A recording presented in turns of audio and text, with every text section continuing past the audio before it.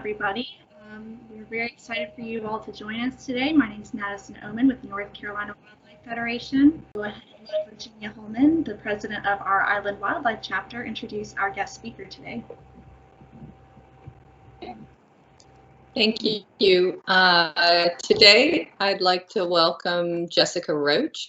Jess is a master's student at the University of North Carolina, Wilmington in the Biology and Marine Biology Department.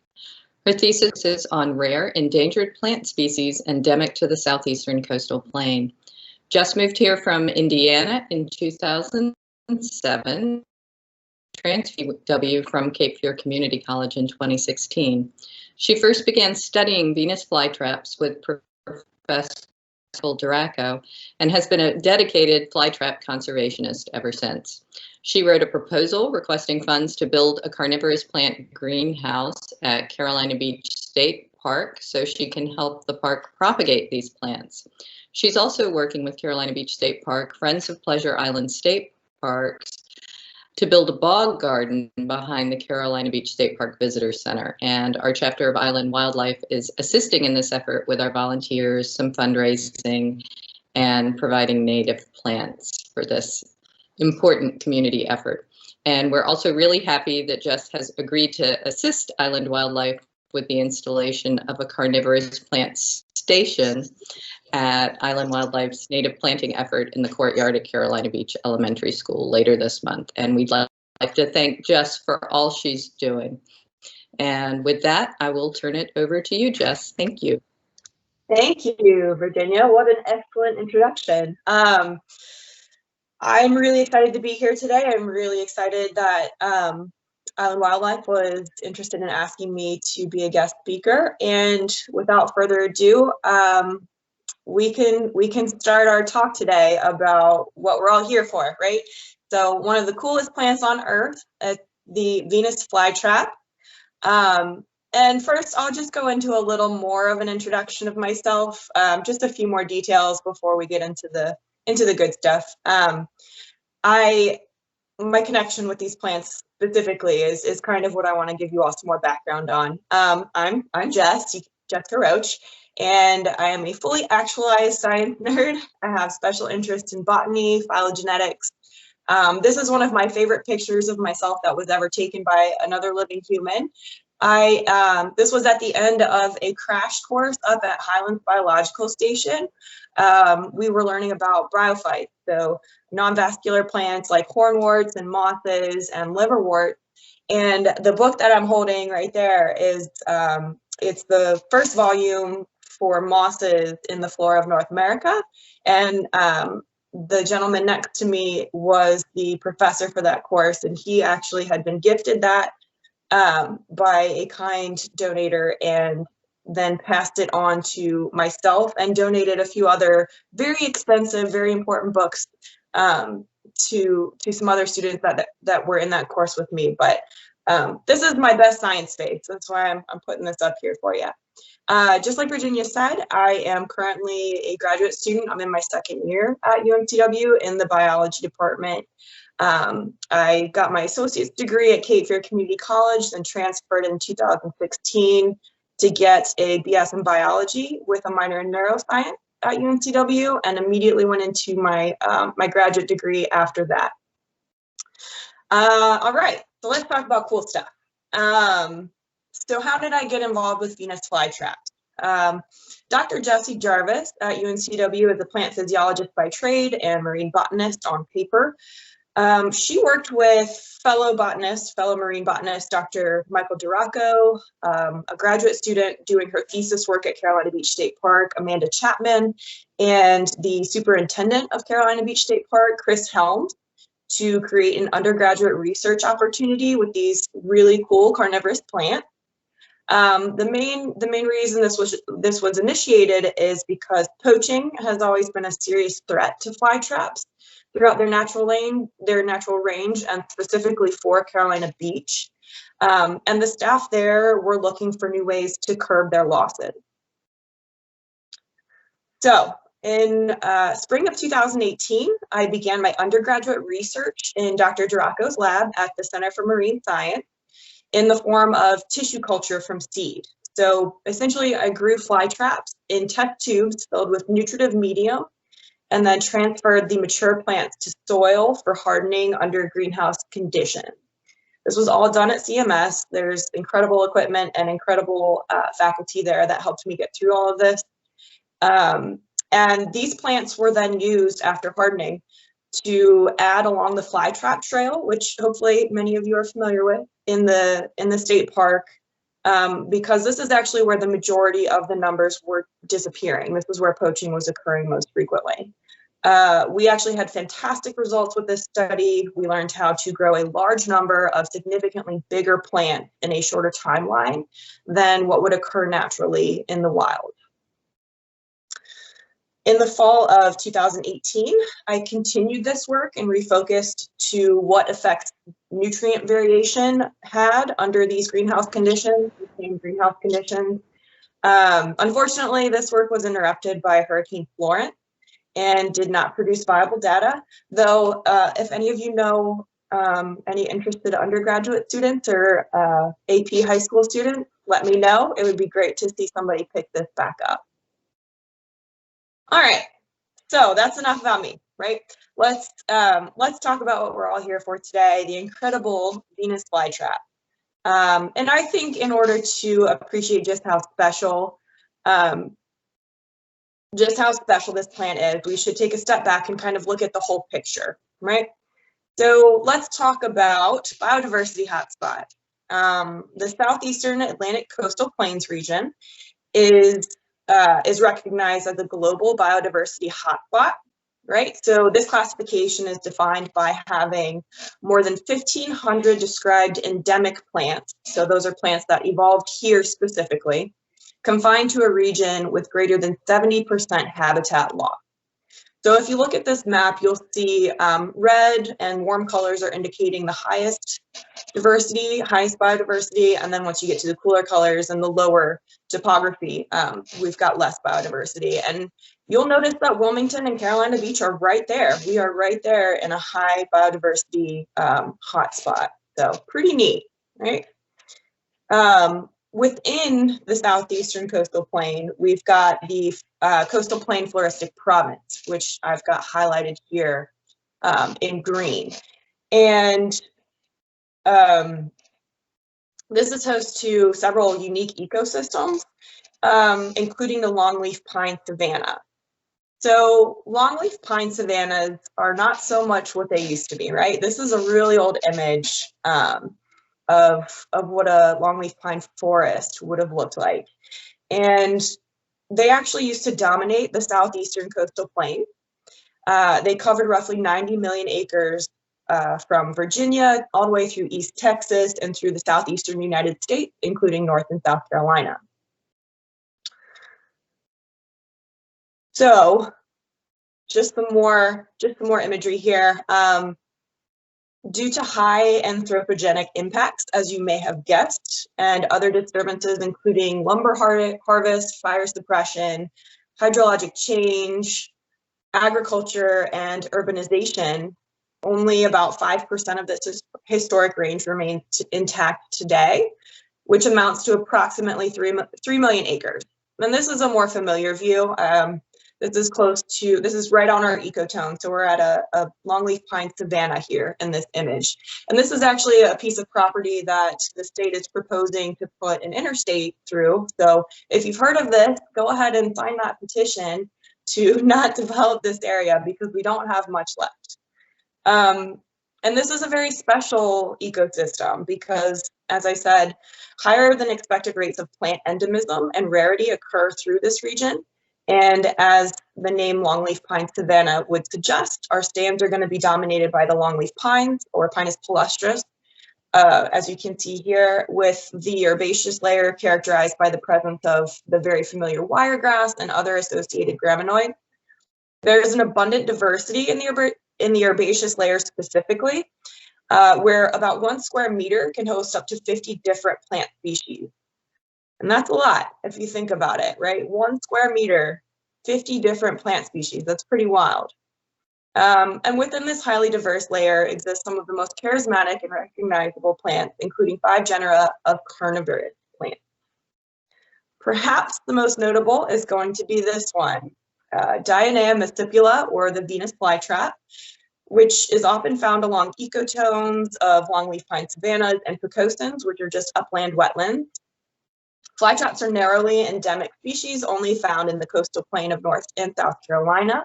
They thrive under strict habitat requirements, including mesic, nutrient-poor acidic soils, frequent fire, and an open understory, right? So that's our longleaf pine savanna, where we've got the longleaf pine trees with no other hardwood kind of taking over and creating that covered canopy.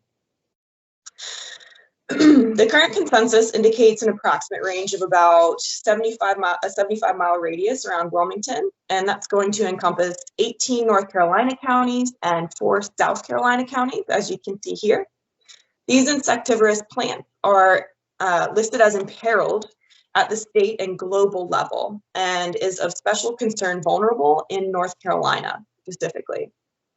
Though no federal protections currently exist for this species, a formal application that was submitted in 2016 is under consideration and review right now.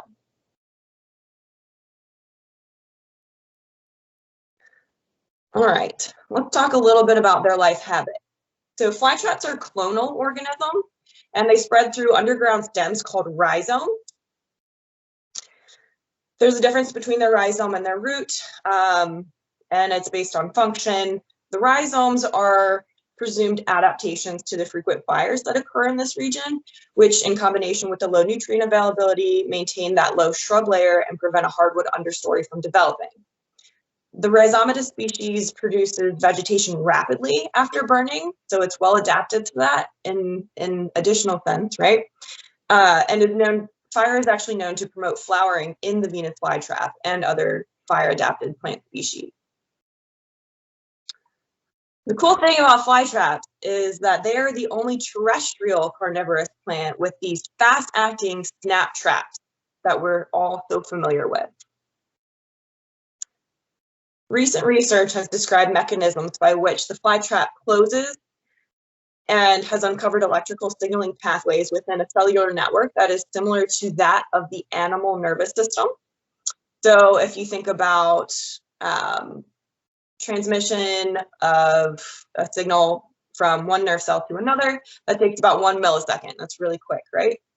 And then transfer of information into muscles, about 3 milliseconds in humans.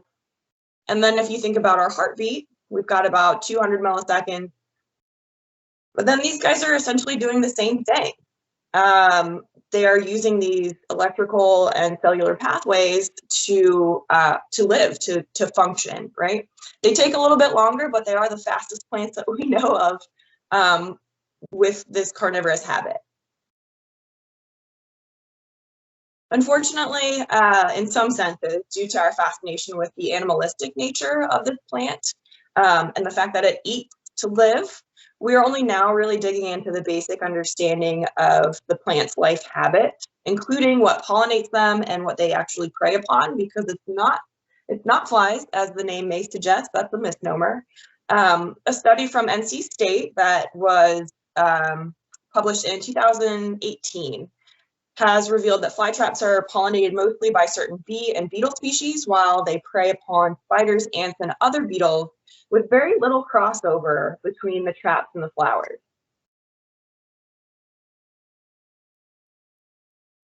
So let's talk about why it's important to think about these plants and to think about their conservation and their protection, right?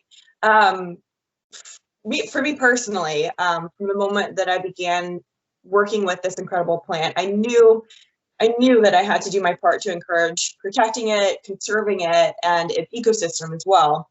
So at the beginning of 2019, as Virginia has already mentioned, I proposed the installation of a carnivorous plant greenhouse that would be installed on site at Carolina Beach State Park.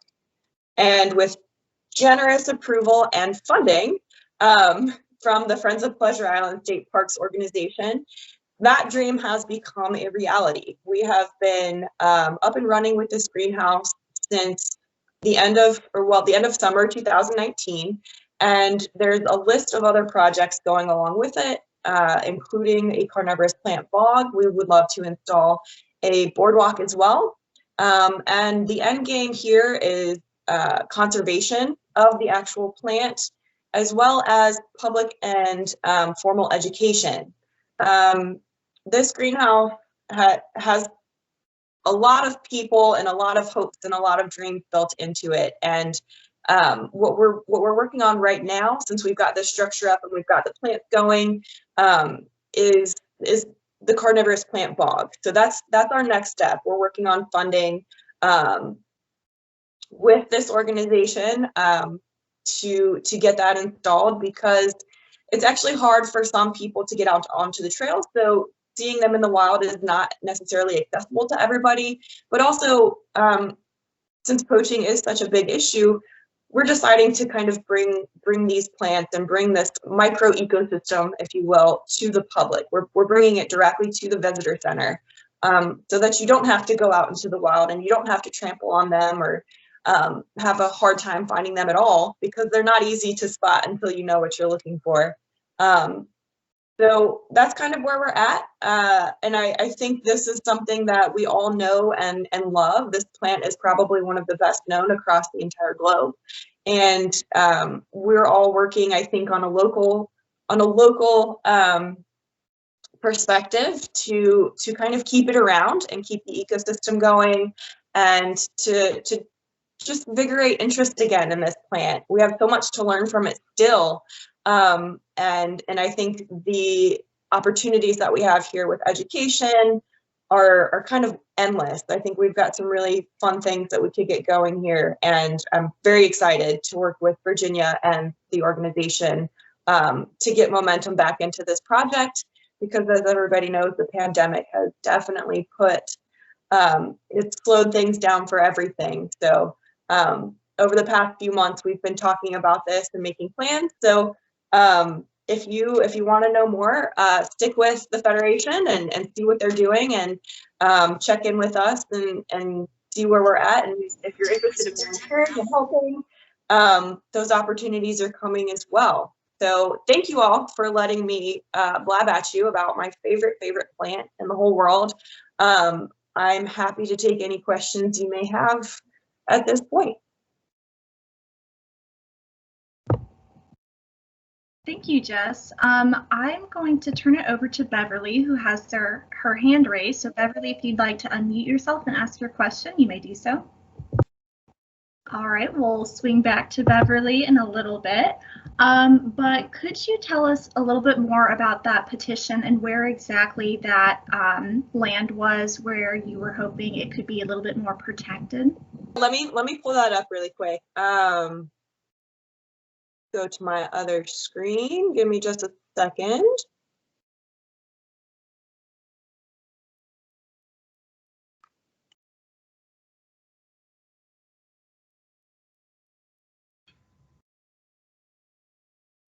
If there's another question I can answer in the meantime, I need just 1 minute to pull that up. Sure, no problem. Bill Willis is asking, are there any protein sources that the fly trap will reject? Yes, and it's strictly based on the size of the trap and what it can and cannot consume physically, right? So if a prey item is too large, it's likely to let it go to avoid damage. And if it's too small, it's likely to let it go as well, based on the cost value, right? So if it's spending all this energy to digest a prey item that's not going to return more than what it's already put out, it's also likely to release that smaller prey item.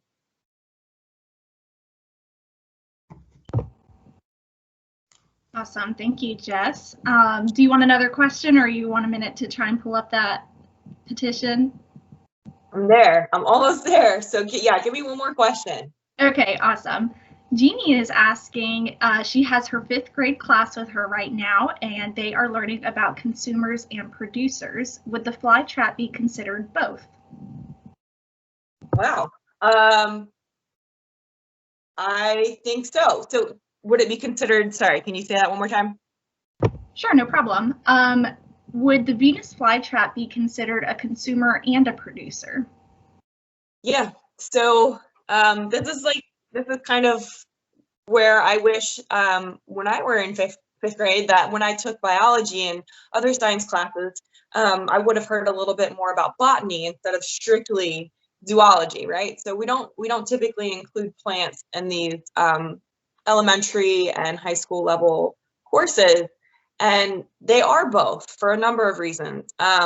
First off, if you're green, you most likely have chloroplasts, which means you're photosynthesizing. So even though their photosynthetic rate is significantly different from plants that are not carnivorous, they are still contributing to their oxygen for us.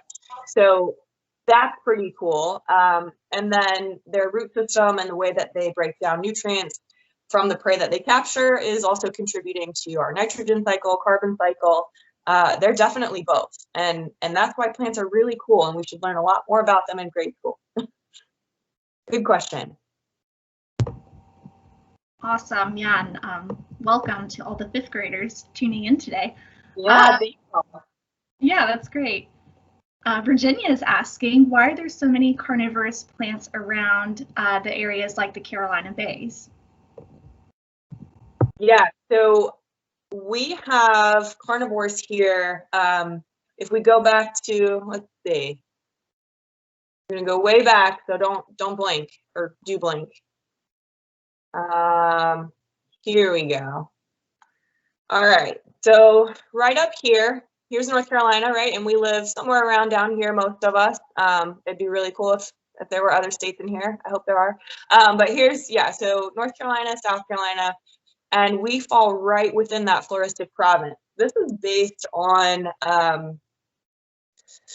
Earth history, if you think about it. So we are a coastal region, and if you go out farther east, you know that our ocean has, we have a really long coastal shelf, and we weren't always underwater, right? So we have a really interesting geography, which allows us to have these highly diverse ecosystem changes within a matter of inches, right? So I think the highest point in our county, in New Hanover County anyway, is about 50 feet, and that's actually, that's Sugarloaf Sand Dune, that's in Carolina Beach State Park.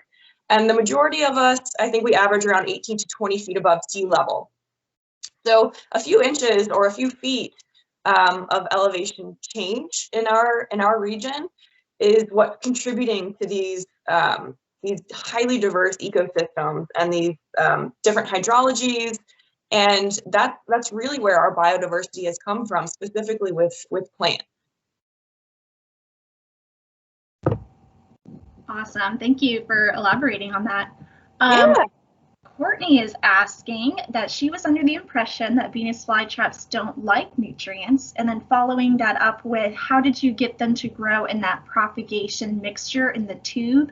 And how do you like manipulate the nutrients? Yeah, okay. So that's a good series. I like that. So that is a misconception. It's their mode of uptake, right? So they have adapted this carnivorous habit based on the nutrient poor soils that we have, right? So a soil that is highly acidic and nutrient poor, really, you would assume wouldn't host much life. However, biology and evolution are occurring at an excellent rate, and they're consistent, right? So things adapt, and that's what's happened here. These plants have adapted different life habits to make up for what the soil is lacking. So they actually really love gaining nutrients, specifically nitrogen, from their prey items. So I think we just have to look at it from a different perspective, because they do uptake a lot of nutrients. They just do it in a significantly different way from what we tend to think of, specifically like in horticulture and like greenhouse protocol, right? Where we would typically fertilize a plant with, I don't know, Miracle Grow or something like that, and then it just flourishes. On to the next point, you can fertilize them, right? And that's kind of where my second project at the end of 2018 was trying to go. You can grow many things in culture. That's essentially just an in vitro study that I did on in spring of 2018, and it's just like any other in vitro you can imagine. We can grow human babies and embryos in test tubes. So plants are lumped in there too. We know how to do that as well, and that's basically what we did. So it's kind of like a little Jello. We've added some basic nutrients and the amount that these carnivorous plants can take up. So it's going to be different than if we were growing, I don't know, maybe roses in a test tube, and it's more suited to these carnivores. And basically what it's done in this test tube is we've created this non-competitive, highly favored environment. So really they're thriving because we've given them everything that they need. And we keep them in growth chambers, so they have, you know, certain amounts of light for certain hours in a day. And as far as color goes and nutrients, there's still, again, there's a lot of research that needs to be done there. Like I said, if you know anybody that's interested in picking up a nutrient project with any carnivorous plant in our region, that would be really cool. It's something that it really hasn't been looked at all. And we just need to do more research. That's kind of where that ended up for me. Awesome, thanks. Let's see, Virginia is asking, if Venus flytraps and some other plants are protected, how do we see them, for example, at farmers markets or in other like horticultural places for sale? Yeah, so probably since the 1970s, you've been able to buy Venus flytraps and other carnivorous plants literally at grocery stores. You can buy a seed packet with a mini terrarium from Hobby Lobby for, I think it's about $2. Like right now, you can just go down the street, go to the store and buy them.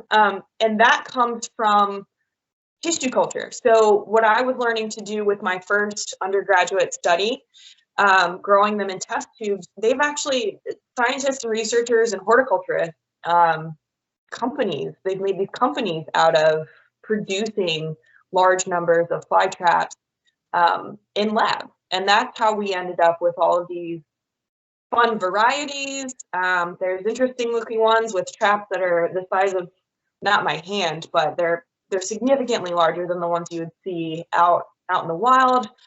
There's dark red, almost purple looking traps that we've been able to cultivate. And that's just all lab-based. That's just all out of interest, basically. So what happened is they were originally taken from the wild, and then people and corporations just started growing them in labs and selling them. That's how we ended up with flytraps in grocery stores. Awesome, thanks. I've also wondered that. I have a flytrap on my back porch, so. Oh, good.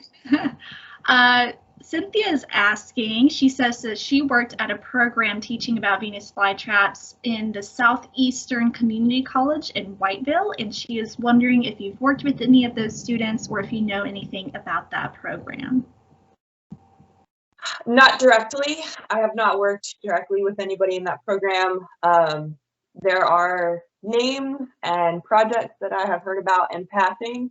And if anybody ever wanted to reach out to me about it, I would be absolutely joyous to speak about anything that has happened with that group. I would love to hear more. Awesome, thanks. And Cynthia, if you want to comment on that or add any other information, you can unmute yourself and add that here if you want.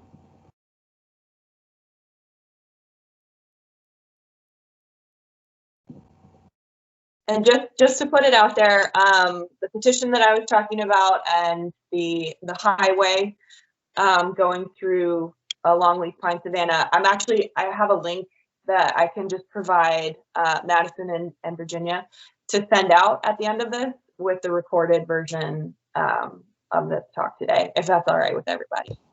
Yeah, that's perfect. Thanks, Jess. All right. Yeah, no problem. All right, we can move on. And Cynthia, if you want to put anything else in the chat, I can relay that to Jess. But Bill Willis is asking, he's heard that there are red flytrap clones and also plants that fluoresce blue. And do you know much about that? And could you comment on that? I don't know much about it, but I will comment because I love it. So those are two very separate conversations, and I'll touch just very lightly on each of them. So we'll start with the red flytraps, right? Because that's actually, I kind of already touched on this, that's a product of cultivation. So that's a product of essentially selective breeding in a lab.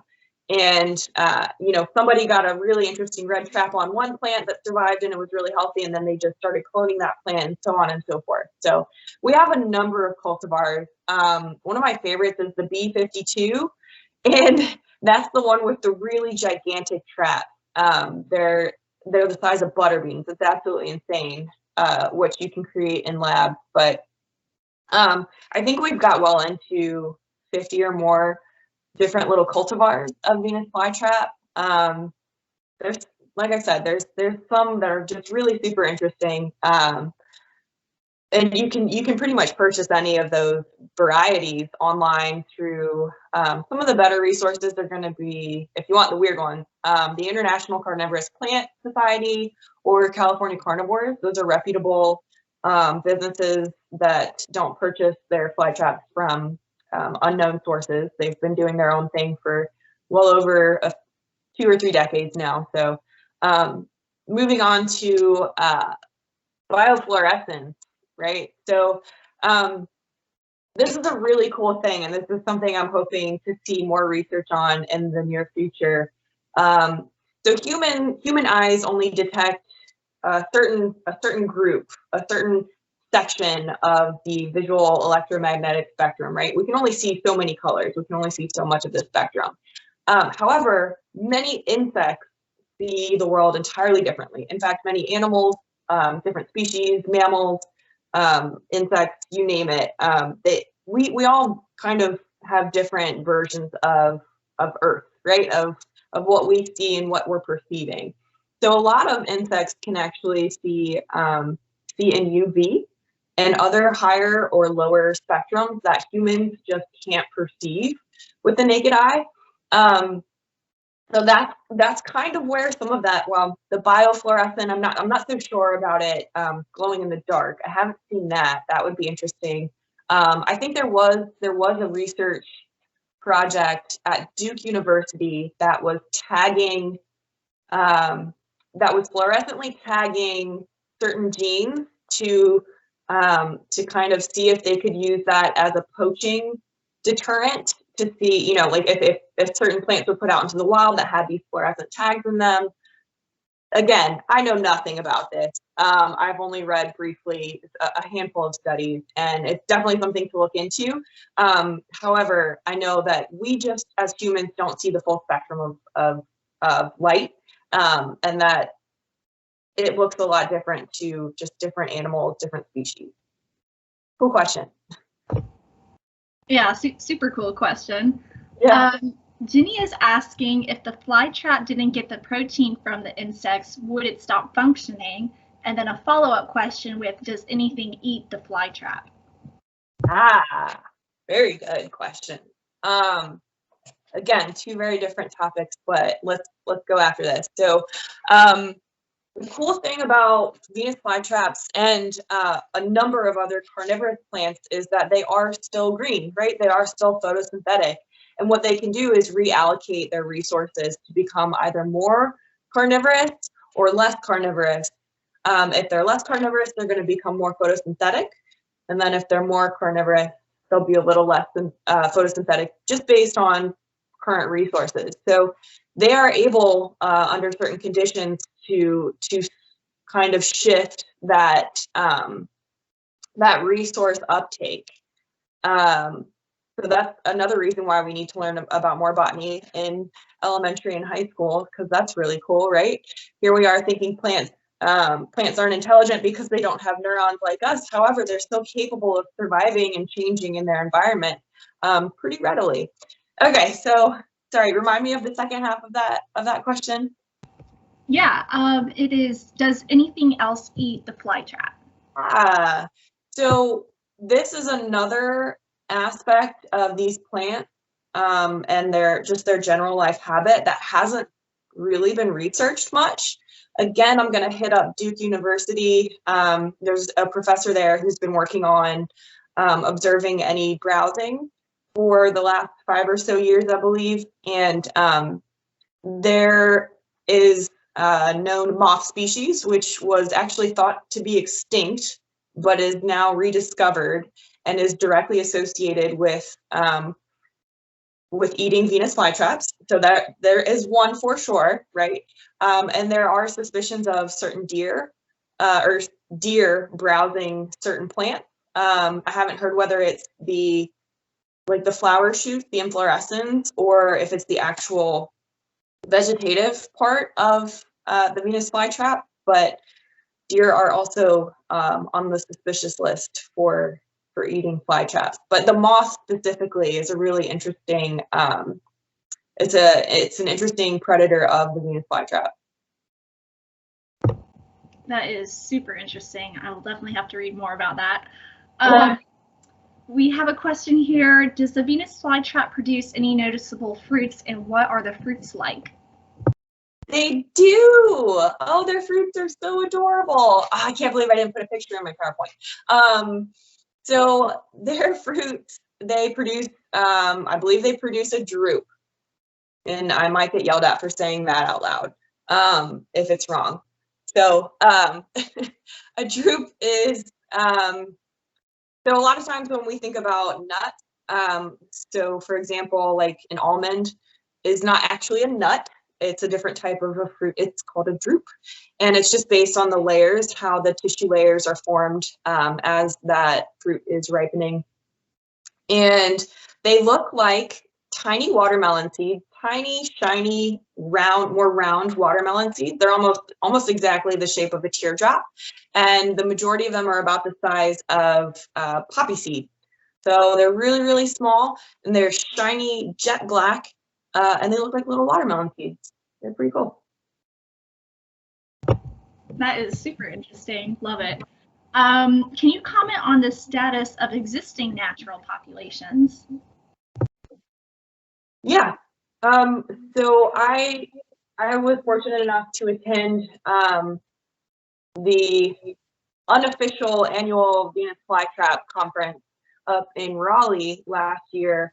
And NC State has really just been producing a lot of research on this species for the last couple of years. They have an excellent entomology department, and that department specifically is kind of who's been spearheading a lot of the research with flytrap. And they are actually reporting numbers from the previous year, so 2018 numbers, going through and counting populations. It's actually, the wild populations are actually increasing. They're either stable or slightly increasing right now, which is really exciting to hear. And it's kind of, it makes you hopeful to think that trend will continue over the next, decade or longer. Awesome. Thanks, Jess. We have another question here from Virginia. Are flytraps fire dependent? Whew, no, which is why we get to have them in our houses. They, like I said, they're actually, plants are significantly more adaptable, I think, than the majority of us learned growing up. And they are not fire dependent so much as they are fire adapted. And I guess to a degree they are fire dependent in the wild, just to prevent that hardwood understory from developing. That's kind of one of the other issues, right? So we've got poaching is one of our biggest issues, and then if we're not having these fires going through, these wild populations, which a lot of them have been developed and are now subdivisions, which means that the geography, the hydrology, like every aspect of that environment has changed. So if there are surviving populations of flytraps, you don't actually see burns going through subdivisions.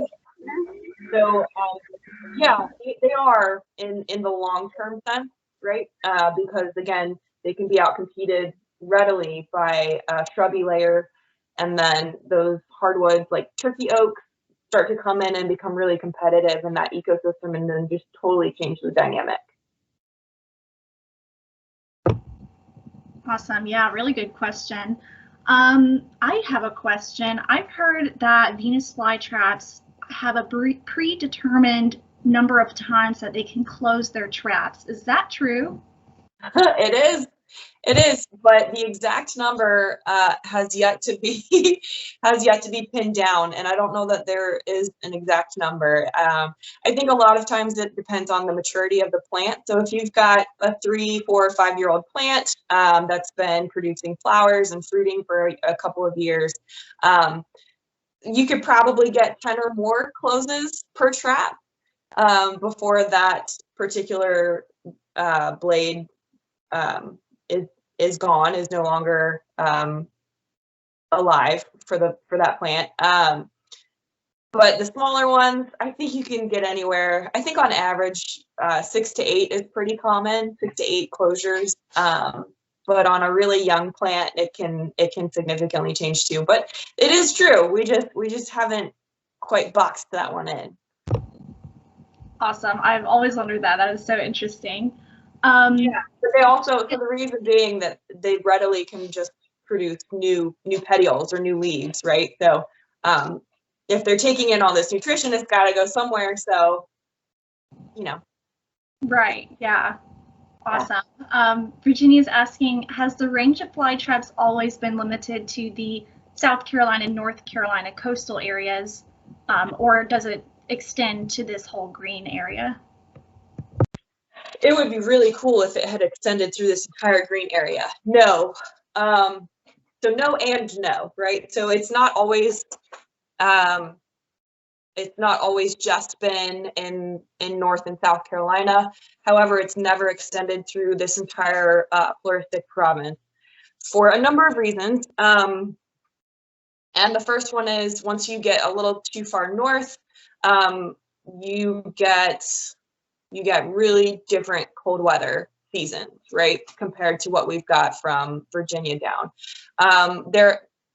There are suspicions that it went naturally all the way up to parts of New Jersey, which is really cool.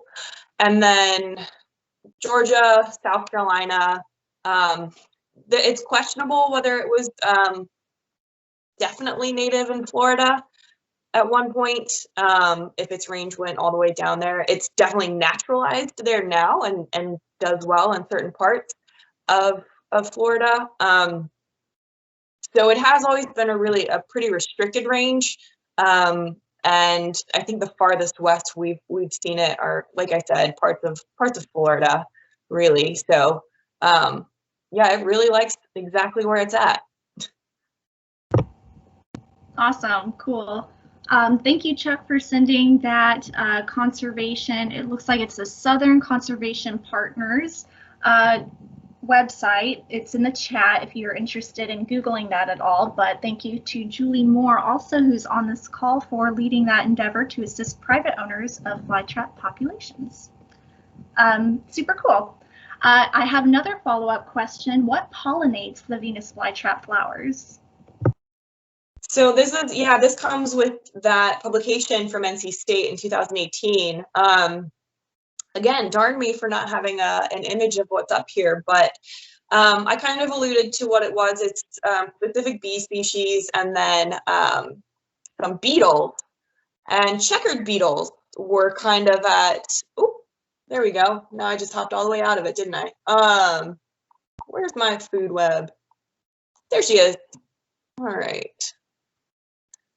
Okay, so up here in this absolutely incredible illustration that they created from their study, we can see that the flowers are pollinated by these species, and then down here we've got our traps consuming all of these different species. And this little inset to the right, that's our crossover, and as you can see, there's really not a lot of that.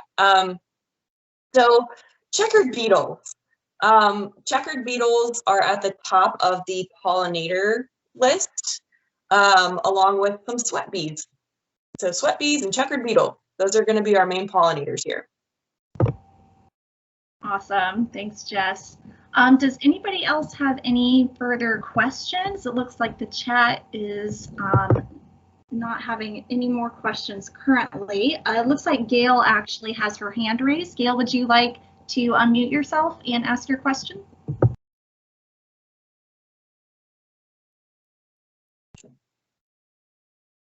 The mute button is the little microphone, so if you have a question, feel free to unmute and ask Jess.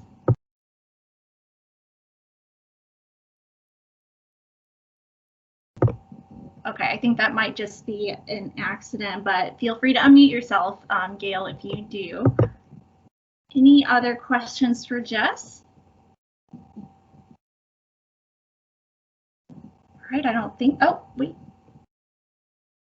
Do you see this petition? This is from Stanley. Do you see this petition connecting and or supporting land sovereignty movements led by any indigenous communities? I personally am not familiar with any action of that nature right now.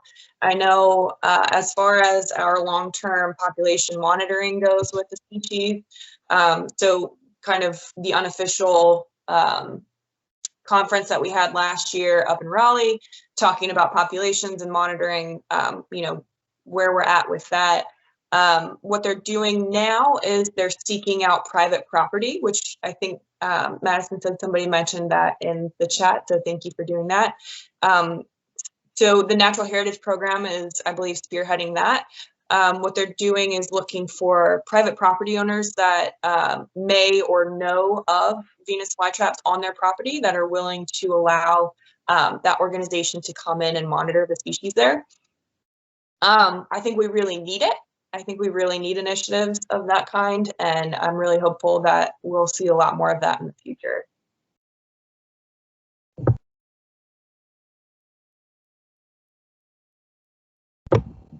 Okay, it looks like Ginny has another question. Are Venus flytraps anywhere else in the world, like Europe or Africa, or maybe, I think we kind of touched on that, but also just carnivorous plants in general, maybe?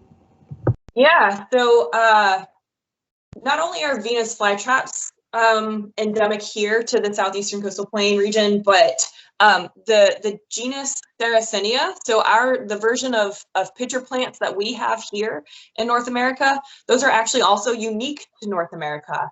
And there are several hundred species of carnivorous plants across the globe. And a lot of the other pitcher plant types that you'll see are actually in Southeastern Asia. So that's a really fun place to kind of look around. I think in the genus Nepenthes alone, there's well over like 115 different species. So those kind of, they're epiphytic plants, which means that they typically live in like the crotches of like a tree branch or something in tropical regions, but they're not parasitic. So they're just kind of hanging out there, living and collecting rain and anything else that slips into their pitchers. However, with cultivation of flytraps specifically becoming a global practice, you can find them just about anywhere. I know the United Kingdom has some really cool carnivorous plant gardens with Venus flytraps. There's a huge Venus flytrap culture in Germany. And it's global. So again, a good resource to kind of see some interesting things like that would be the International Carnivorous Plant Society, which I am a very proud nerd member of. And I highly encourage anybody else that's interested in it to go check it out, because you can get responsibly sourced seeds of a number of different carnivorous plant species, including Venus flytraps. You can grow adult plants, or you can purchase adult plants and things like that, but you can also connect to the community, the global community, because it is very much a global community. It's not just restricted to North America. Great question. Awesome. Yeah, great question.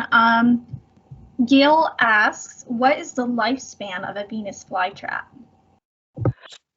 Again, really good question. This is fun stuff. So since we're really only dipping our toes now into researching the actual life habits of the plant instead of just reproducing it in labs because we think it's so cool, that research is ongoing. There have been reports of plants that can live into their 20s, and it's just something that hasn't really been put into practice. We haven't looked at it yet. So there's a lot of ideas being thrown around out there, and I think it's pretty standard to see plants anywhere from 5 to 12 years to have like a 5 to 12 year lifespan. Awesome. And I see Kelly Meyer has her hand up. Would you like to unmute yourself and ask your question?